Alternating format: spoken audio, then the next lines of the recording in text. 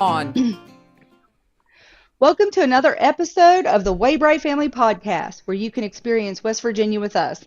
How are you girls this evening? Julie, Nicolle? Fantastic. Great introduction, Marsha. It's great to see you in the kitchen. And I know you got something special for us this evening.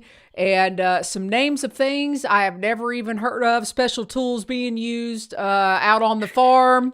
And all kinds of goodness going on. Y'all, my name is Julie Gayheart. I'm the producer of the show, and I will be in the chat this Come evening. on in, Matthew. So if you have any questions, say hi? we are live on the Waybright farm. Marsha is got a already UPS at it. Package. UPS man came just in time to say, no, I don't want to be on camera. All right, folks, if you have questions, put them in the chat. I'm going to be controlling behind the scenes, and I just have to say it because I've got it right now. Nicolle Sawczyszyn in the house. Yes. Sawczyszyn. Yes. Good to be with y'all tonight. Lots of things happening in the forest. Lots of things happening in nature. Obviously on the Waybright farm. Excited to be here and just share some love as we get ready to change the clocks and move forward with some daylight soon. Oh, that's going to be nice. That means lots of work ahead, though, but we're always excited. We're always excited to get rid of the snow and step into the spring and get those high tunnels planted and get things going. On this episode, I'd like to talk a little bit about some of the films that have been, or footage that has been filmed on this farm. We've had Time Alone in Fear and Sadness. We've had a commercial sponsored by the Goldman Sachs and the 10K SB Small Business Program. We do a lot of stuff ourselves, and I don't think anybody really knows how much time it takes to do just like one tiny little snippet of film. And so, Julie, you know what I'm talking about. You have a lot of experience in this area, but it takes way longer than what people think. Yeah. It does. And, whenever the footage is done, they get as much footage as they possibly can. And then, I was like tapping my foot like 10 days after, like, where is that footage? And it takes forever to make everything, come together. It took a week for them to get footage to do a 15-minute narrative short film. And, I'm sitting there like, my goodness. And whenever you go around on the farm, it's hard to get everything. You have the producer and the director and you have the actors, and they have a vision in their mind, and to make that all come together, it is hilarious behind the scenes to watch what you have to do to get things going. I mean, Kendall and I, whenever Time Alone in Fear and Sadness was being filmed here, we would come down and check in, and they would be filming at night. It seemed like 24 hours a day they were filming because they only had this place rented for like a week.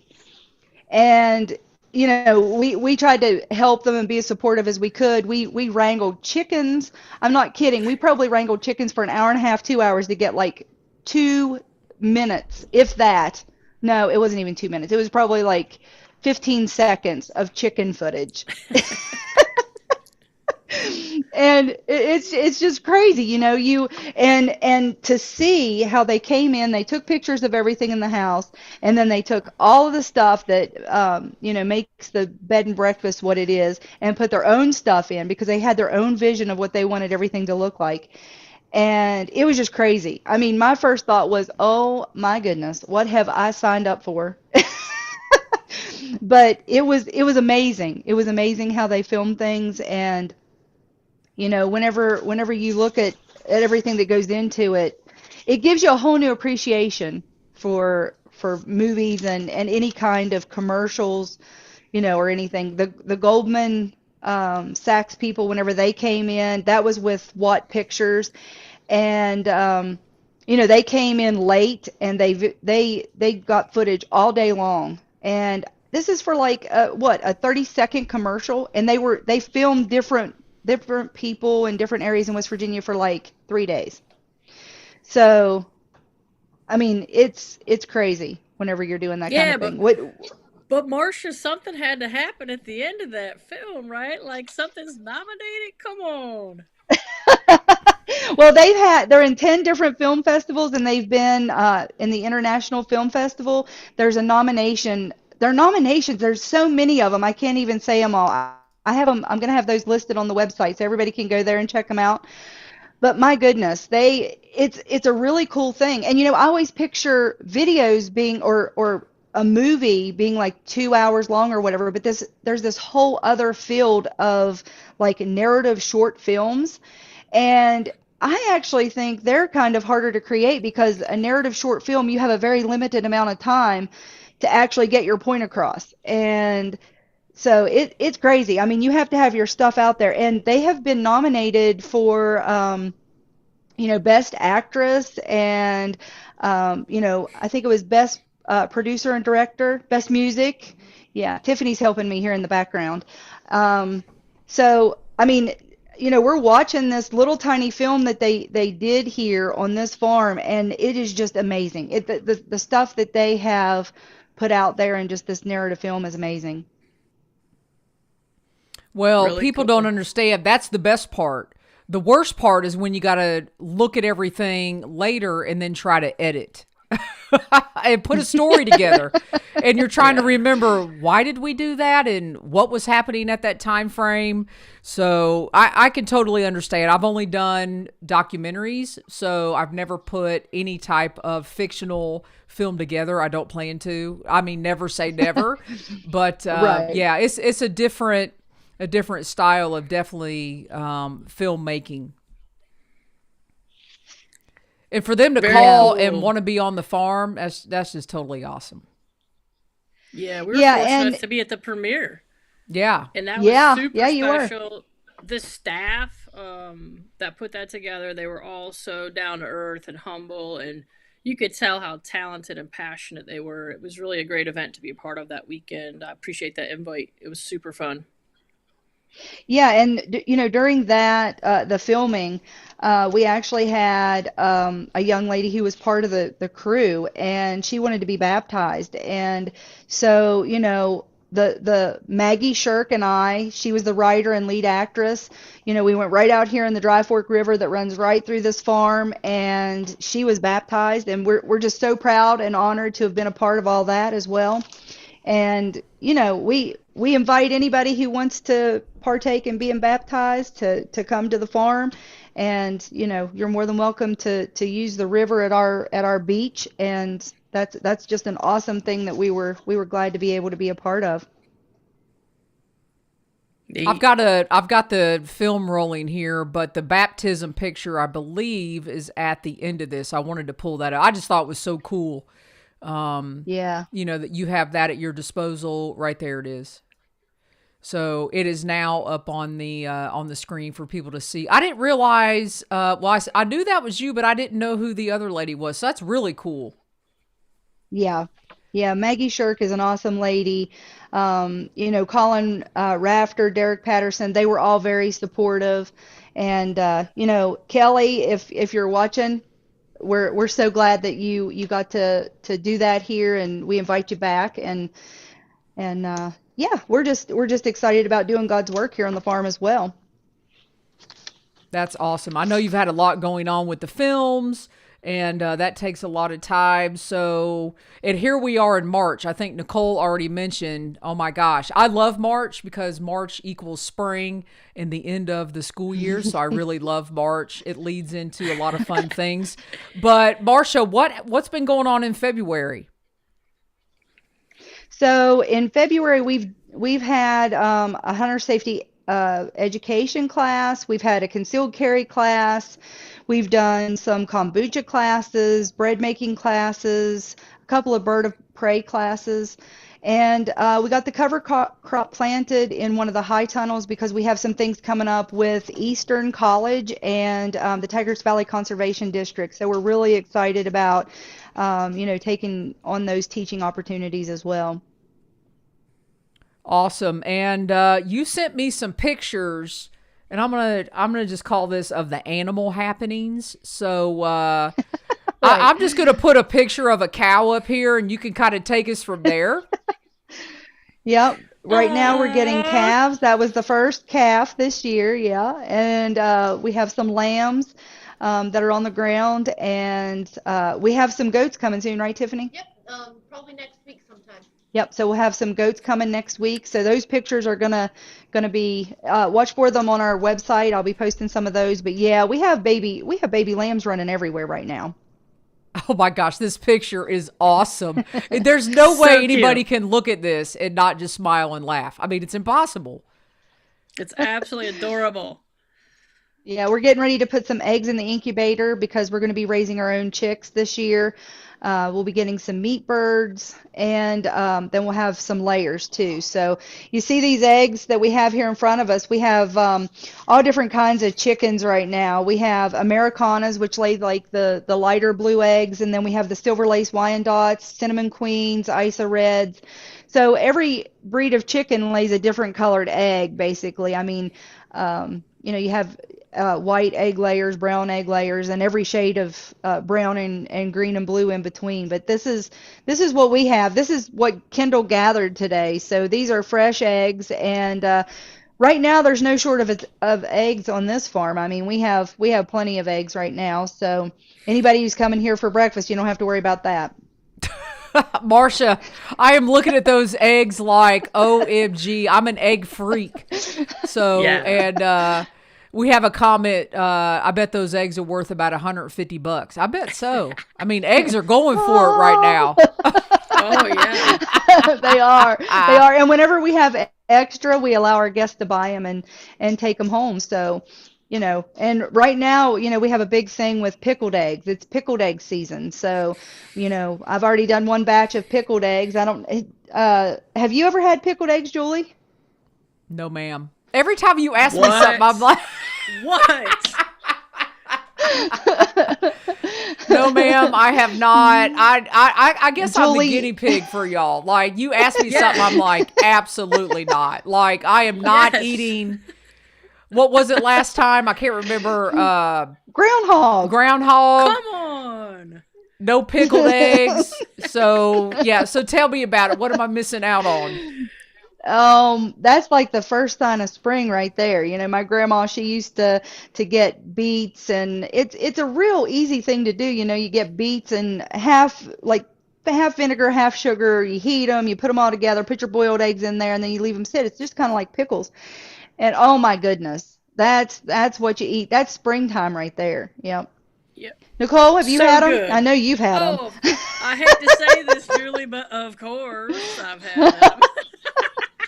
Here's what everybody's going to know going forward. I have not. Absolutely not. And Nicolle has. Okay. So, Yeah, there might be a Well, new and you're- segment. Julie, have you tried this? yeah, there you go. Julie, have you tried this? Nope. And we can do a whole series on Julie trying all the things she hasn't tried right Yeah, here in for this kitchen. sure. Oh, maybe, hey, we're going to see each other in a couple months. Maybe we can do that. That's We need to right. do a taste testing. Yeah. Yep. Yeah. Yep. Yeah. Let's do it. And That you- Well, that and- would be Thing we fun. talked about. In your defense, Julie, Nicolle is from West Virginia, and you're from North Carolina, right? So, Well, I grew up in Ohio, so it's like I Oh. mean, I've tested a lot of corn, maybe on the corn farms, but not, I mean, throwing it around and playing with it. But I am the most bland, boring eater you will ever meet. I don't I'm think just- so. Not when we get done with you. yeah, we're gonna have to work on that, Nicolle. I mean, Yeah, for totally sure. boring. And full disclosure, like I grew up in the Adirondacks in New York, but I've spent more of my life in West Virginia. But you Right. know, what we did in upstate New York is very similar to Appalachia. I mean, it is Appalachia too, but I'm saying from my family's perspective of hunting, fishing, foraging, farming, that type of stuff. So yeah, I was privy to this. At first, I didn't eat eggs. I didn't eat eggs at all. But then got into understanding that nutritional value and that type of thing. And yeah, pickled eggs are fabulous. I promise you, Julie. There's a myriad of ways you can eat them too. And they get So that we're gonna little boil the color. egg and dip it in some pickle juice. Really, is that what we're looking at? Well, we leave them in there, and they Leave actually 'em turn in. red. Yeah, they actually turn red because you put beets in there, and it turns the eggs like a reddish pink. And Tiffany, get some out here. Tiffany's gonna get some out here. Okay, so we're gonna see some of this. Yeah. And Tiffany's speaking gonna get 'em of, out here. another Waybright. So Tiffany, introduce yourself while you're doing that. Tiffany, introduce yourself. She can't hear me. This is Tiffany. Yep. We're going Married to to get Colin, a who egg needs out to here come for you. around. Married to Colin. Colin, come around, say hi. And she's All right, an everybody's amazing getting out here. photographer. Yep. She has her Yeah, own business. amazing She is. photographer. She is. All right. Oh, and All right so now, this is- I just have to make a comment about Tiffany's shirt. It's the 2 fish yeah. and 5 loaves, right? The Chosen. There you go. That's right. The Chosen. Yep. One of our favorite shows. You All ready right, for so season she's gonna 5? cut is this the egg question. in 2. We are ready for season 5. We're eagerly waiting. So see, this is what a pickled egg looks like inside. Come on, Julie. That, Can you see that, Colin? Okay, so you see how it turns the red? yeah, I'm not sure about that, Marsha. I'm telling you, it's delicious. I'm not sure about that. It's delicious. Oh, it is so good. It is so good. Yeah, they're amazing. And yeah, this means spring. This is spring right here. And I'll just say this, Julie. You commented those eggs look Thank you. beautiful. So you're on the hook now to at least Yeah, try take it off. them. You Oh, might as look at well this. try She's that gonna pickle. look There at, you go. Look at this. Look at this. She's like eating them down. That's like one of her favorite things. Listen, I'm all about a scrambled egg with a little brown on it. That's about all now, I am. Now, Tiffany's from Washington State, so you know she's really been like dove into the Waybright family's eating habits here. She's like, I don't think there's anything you don't like, is there? Well, she needs to rate that thing. So 1 to 5, is it a 5-star So come around pickled here. deviled egg, or is it a 1 star? Is it? How many stars do you give it? Out of 5. A 5? They're really good on salad, like really good on salad. Hold up a 5. 5 stars. There you go. All right. I can't wait till the next episode. What's going to come out in May? I feel like I'm going to be eating a lot in May. You are. Yeah. It's going to be a smorgasbord of like yumminess. West Virginia yumminess. And maybe Colin, and we're going to make Colin film it, right? Yep. Colin will be filming it. And then he'll be running around and snacking whenever nobody's looking. And that's just how y'all roll. So That's how we roll. You brought Tiffany in, so she's the latest introduction to the Waybrights. But she's got something that y'all have been making there, right? Yep, Is that she does. talons? And this is tallow. Okay, it's called Tallow. whipped Okay, I got tallow. that It's our totally latest. Talons are for the falconer. Tallow is from the beef.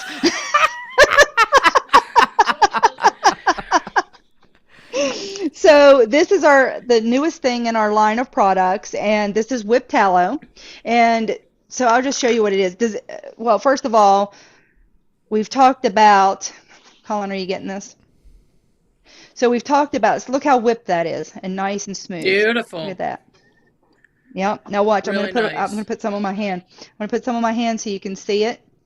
Okay, so we render our own grass-fed organic tallow. Tallow comes from a beef. We try to use everything that we can on a beef. And the tallow, when we're not cooking with it, we're slathering it on our bodies to make it look and feel smooth and soft. And look at that. It just goes right it's a in, fat soaks right in. It's profile. very, yep. It's a very nourishing thing to do for your skin. And this happens to be unscented. We have lots of different scents that we're going to be doing, but these will be sold not only here in our gift shop, but at the Canane Valley Spa and Wellness Center in Canane Valley that should be open in July, I think. And so that's going to be a really, really cool thing. But Tiffany is heading up our soap projects. I used to have 38 stores in the state of West Virginia that sold my soap and lotions and salves and different products, but you know, I'm a busy woman. I can't do everything, so that's why I have Tiffany. Tiffany is going to be heading up our soap and some of our salves and different things like that. She's helping me come up with not only new ways to do things, but continuing to do the art of soap making. So I'm excited. yeah, really excited about that. Well, Marsha, I'm going to be eating a lot. I'm going to be rubbing tallow all over me. Because I have never rubbed animal fat that I know of, like directly from a farm on purpose. On purpose. Well, Julie, think of it like this, right? Hey, you know exactly what's in that. There's nothing That's right. nothing you can't pronounce. There's minimal That's right. ingredients. You are an animal, so in case you didn't know, but so your body is going to absorb, right, and integrate that naturally with your skin, your epidermis. So it's whatever you all say, whatever y'all say, I'll try it. And the ingredients, I'll just read them to you. Are you ready for this? Beef tallow and sweet almond oil, and that is it. That is all that's in this. All right, so y'all need to go to Marsha's Facebook, because I saw some video of this, and I was like, I'm not sure what y'all are cutting, but I want nothing to do with that. Like, absolutely nothing. So, all right, sweet. So we've got Tiffany in the mix, and any Waybright updates with the family besides Tiffany is now going to be managing all the soaps and working on some things for you because you're a busy woman, Marsha. And if not, I guess we can go ahead. Yeah, we're gonna be putting some gift shop items. Hopefully, the entire gift shop will soon be put up on our website, so you can order things off the website. But yeah, that's pretty much everything we have. I'm kind of excited to hear what Nicolle has. Oh my goodness. Y'all, the forest is coming alive. In February, we had a pretty good ice storm, but let's face it, we had I don't know about you, we had 59, 60 the other day, and then it was back down to 4. So, I mean, this fluctuation is kind of nuts what's going on here, but that's typical. It's like old time winters, right? But I did walk out in the yard the other day and saw some of my daffodils popping up, which is an indicator for me after 18 years on the same property, going to check my garlic. So whenever I check my garlic, I'm like, yeah, my garlic's popping up through saying hello. And then all of a sudden I know the trigger for that, right? For the allium family, the trigger for that is ramps. Wild onions, wild leeks. And so my girl Marsha right here, she already has a whole bowl full that her lovely husband, not only did he go dig them, he cleaned them. Yeah. That's what ramps are? I thought that was like this is a what straw. Ramps are. Hey. No.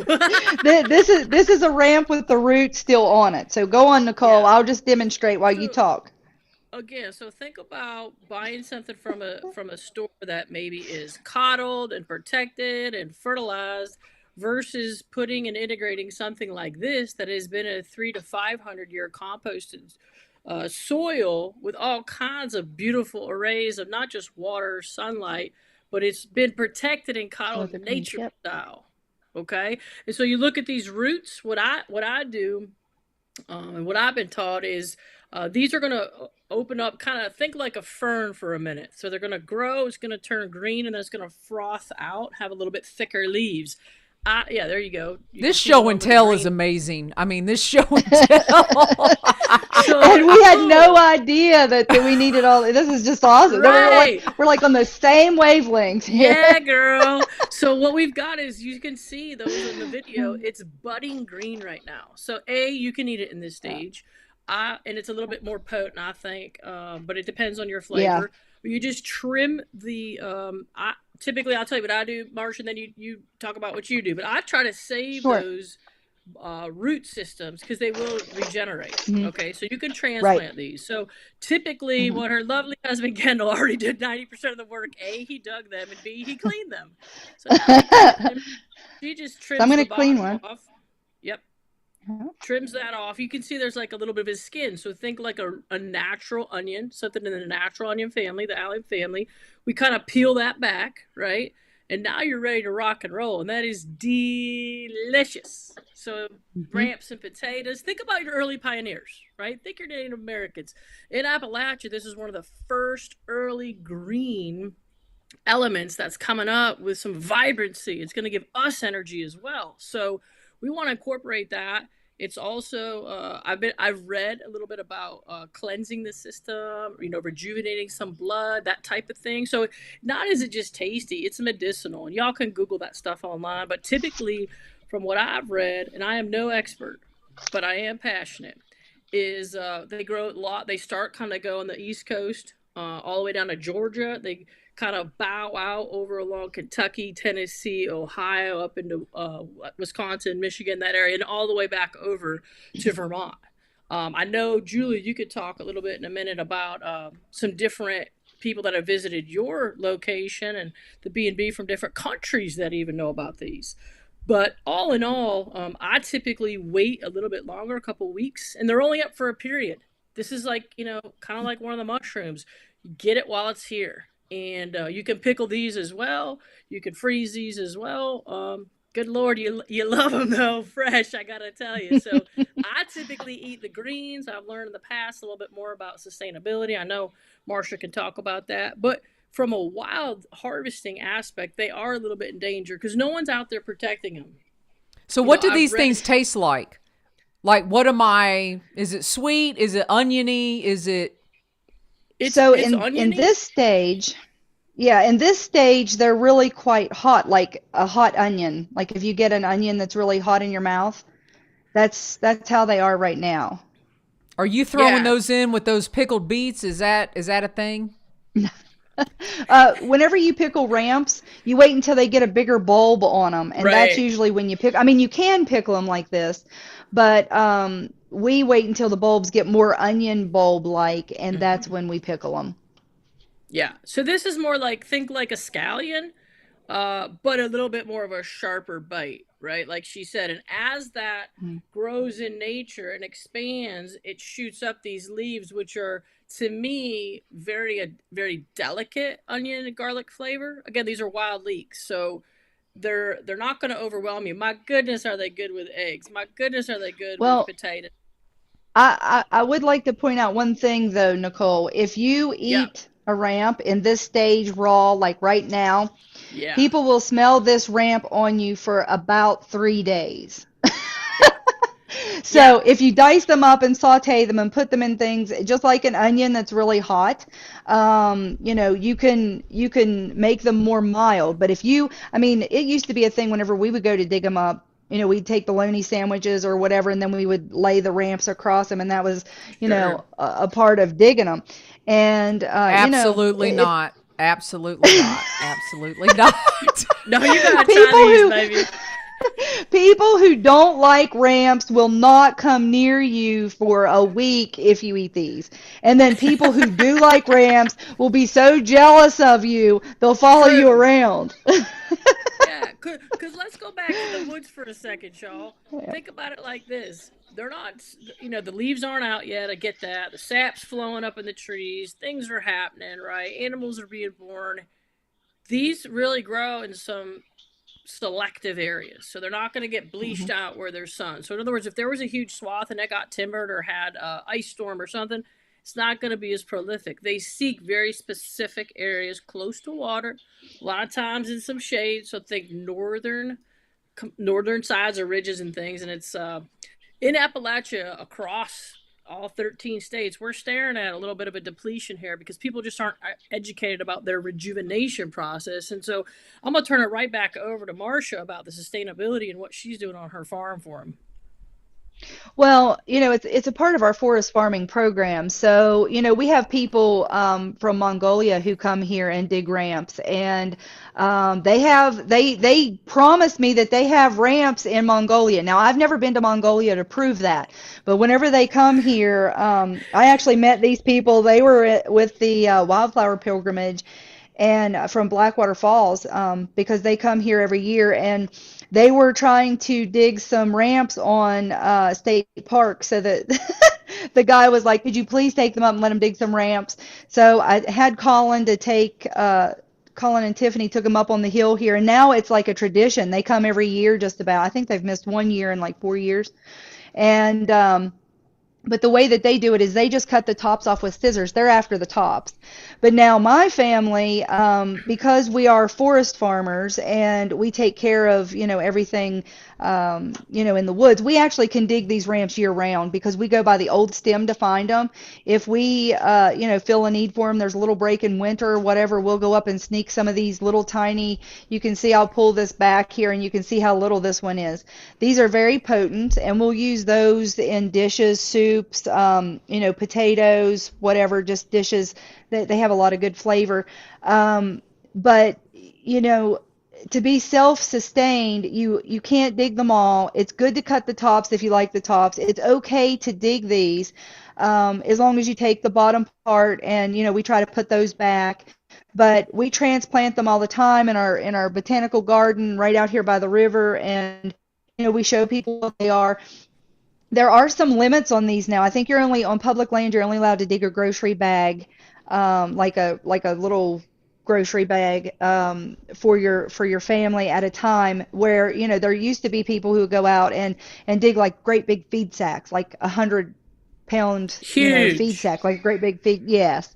And we have a lot of ramp dinners in the state of West Virginia, so there's a high demand for them, but people were literally wiping them out. So now they are a little bit regulated, and I think as long as people have become aware of, you can't just dig every ramp you see. You dig some, you leave some, you cut them, you do, different things. But awareness is half the battle.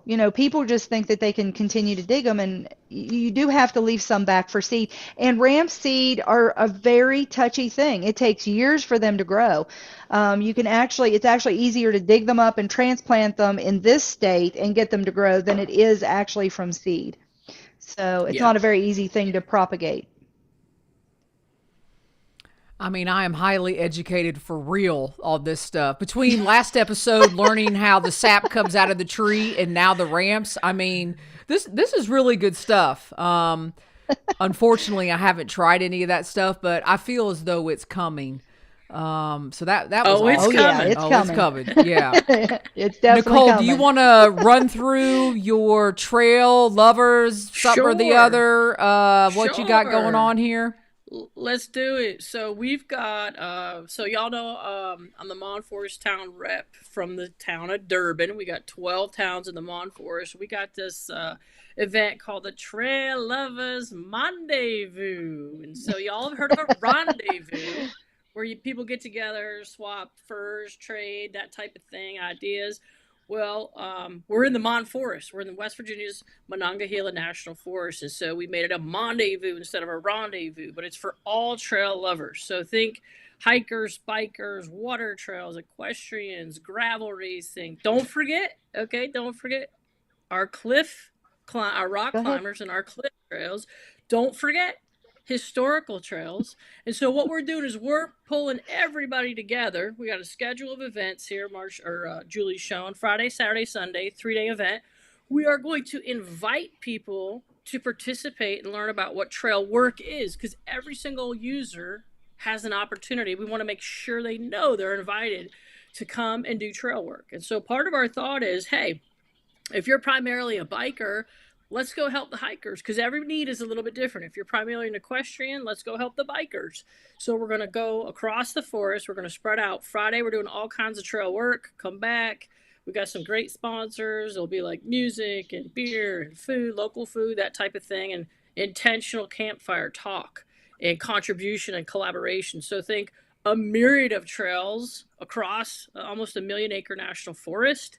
So we're going to have the opportunities to learn about not only Durban, which is in the dead center of the Mon, but we're going to actually educate people maybe from, because we go through 8 counties, maybe somebody over in this county A doesn't know anything that's going on in county B, but they're a hiker or they're a biker. So we want to help people move along and throughout the forest in a safe and educational way, for sure, right? But at the same time, invite them to give back. So that's Friday. Saturday, we go out in the woods. We go all enjoy the trails. If you're new to this area, we're going to give you some guided experiences. We're going to teach you what level is appropriate for you. We've got some incredible, Pocahontas County's got some incredible trails all across the board. There's the Grusk Race, which it's an acronym for a gravel race up Spruce Knob, has over 600 people. Yep. I know, Marsha, a lot of those guys and girls stop at your place. You offer hydration station for them. We've also Yeah. got over at Snowshoe Highland Area Recreation Collaborative, Shark. We've got IMBA chapters. We've got some awesome equestrian trails. So the point is, there's all, and Julie, your partner Austin, he came to Durban and he floated all the way down to Hinton. I think it's 164 miles.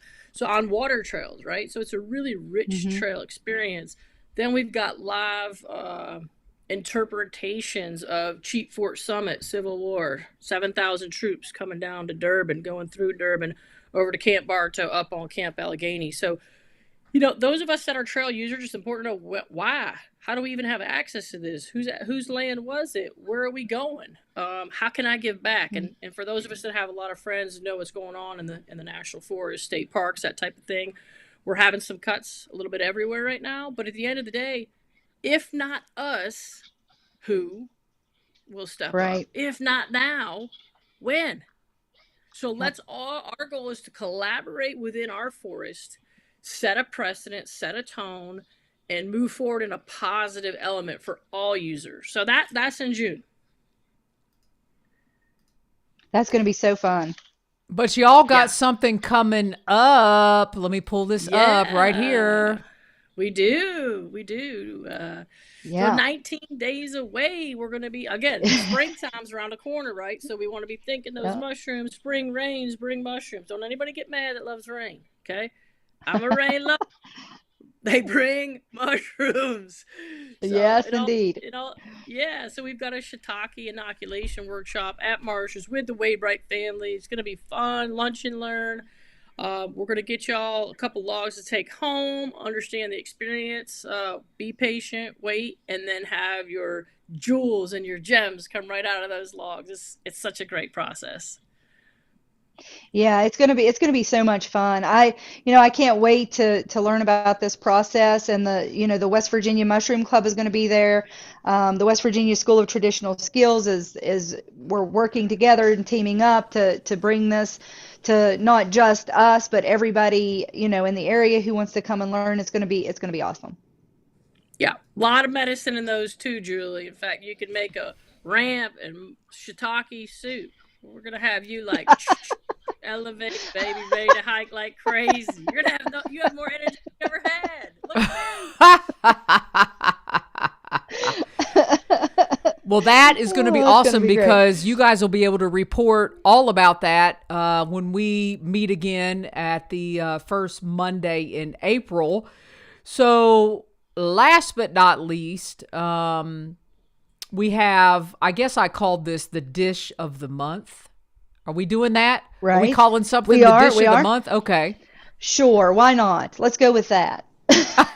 For now. We'll go with that for now. Yes. So the dish of the month, let me just grab it out of the microwave here. We had it over here for safekeeping. All right. Here we go, people. We're taste testing again. This is ramps and potatoes, and this is like a West Virginia delicacy signature dish. I don't know what most everybody likes ramps and potatoes. Yeah. I'm not sure if I do or not. We'll see. Oh, you will. You will. You will. I promise you. Anywhere you put garlic or you put onions, Julie, it's a simple mix right in. I sometimes throw a little sour cream on mine, but. And we got a taste tester in the house. Yeah, Colin was going to come around, but she beat him to it. Yep. Good? Yeah, they're awesome. Atta girl. That's one of her favorite things. But yeah, we have some. Go ahead. No, I was just going to say, as Ty would have, I mean, we've been having a blast on this. I have learned a ton about what y'all got going on the farm, and we've done some taste testing. But any other things coming up right away, Marsha, before our next episode in April? And you got a call to action for the listeners. Yeah, so just keep in touch with our website, our Instagram, our Facebook. We showcase everything that we're doing there. We do have CPR and first aid and AED class coming up. Of course, we have the shiitake inoculation workshop. We have more bird of prey presentations, grapevine trimming. We'll be planting the other high tunnel, and we'll be butchering a pig. So we'll be offering all of these different classes, and how to do everything that we do on this farm. So just stay in touch with what we're posting, and because some of it is kind of, whenever you live on a farm where you don't have commercial refrigeration, you depend on the weather to do a lot of things. And so, depending on temperatures and things, that's oftentimes what is the deciding factor in when we do things. So some of them can kind of be spur of the moment. Yeah, So that's great that you highlight living with the seasons, right? And accenting the Yeah, natural rhythm of nature. yeah. there was one thing I heard in there that I probably couldn't partake in, but everything else I could. So I'll leave it to the listeners for that, or the viewers. But I will. I love a good pig picking. I'm gonna tell you that. Um, I love that. So, all Well, right, this Marsh. this bed and breakfast is all farm to table, so you gotta do all the stuff that goes with it, and we're here to teach it. And Yeah, it's look, gone. evidence. Well, on that note, everybody go to Marsha's website. I'll have it's actually in the description right now. You guys can head over there. Nicolle, I will add the website you went over with everybody. And another month, Marsha. Any Another month. idea dish of the month for next month? Give people a little come back for a Hey, recipe, or what are you thinking? we're going with the seasons, so Okay. this is springtime. What do you hey Nicole, what are you looking for in the spring? Well, We got some we got some mushrooms coming up. we got some mushrooms. I mean, we could figure out maybe like an incredible quiche even with your eggs. You got so many eggs coming on right now. We got the ramps. We got. I walked in my garden the other day and like a microclimate area, which means there's thermal mass there to heat up everything in the element, so things come along faster. For those of you that don't know what thermal mass is, you can make one of those out of rock. Uh, anyway, my thyme is already all green. My English thyme. Oh my gosh, I was Oh sitting there yeah, eating it. yeah. My husband's like, "What are you been eating?" But I don't know. I think maybe a signature quiche. Yeah, Let's it play could be. the game of I don't know, within 500 yards of the kitchen or something, and create something. Yeah, and anybody watching, if you have any suggestions on what you'd like to see, just go ahead and There put you some things go. out there. Yeah, yeah. We're looking for any ideas. A chicken tender just came in. Oh, Oh, and she got locked out. what's the name of the dog? The dog is behind you too. Piper. Piper. Piper. Yes, Yep. Piper. Here you go, Piper. Piper, But are yeah, you any into all this stuff suggestions? at the farm? Oh, she's into like taking anything she can off the counter whenever she goes by. But Or if anybody has any suggestions or anything, feel free to put them in the comments. And hey, we'll do what we can to help with any recipes. Yeah, somebody wants to see Julie eat a pickled egg. Oh, somebody wants to see Julie eat a pickled egg. Don't yeah. worry, we'll save Woo, you woo, some. woo. On that note, folks, I may not be back next time. So pray for me, everybody. Pray for me. All right. Marsha, you close us out. I don't have anything else. Nicolle, do you have anything else? No, I'm just proud to be a part of this, having so much fun, paying it forward. You ladies are awesome. Thank you to the listeners. Thank you to the supporters. They're doing a great job. Yeah, this has been so much fun, and allowing people to step into our lives has been the biggest blessing that we could possibly have. So we're going to keep on doing it and keep on teaching, and if y'all want to come and visit, we're here.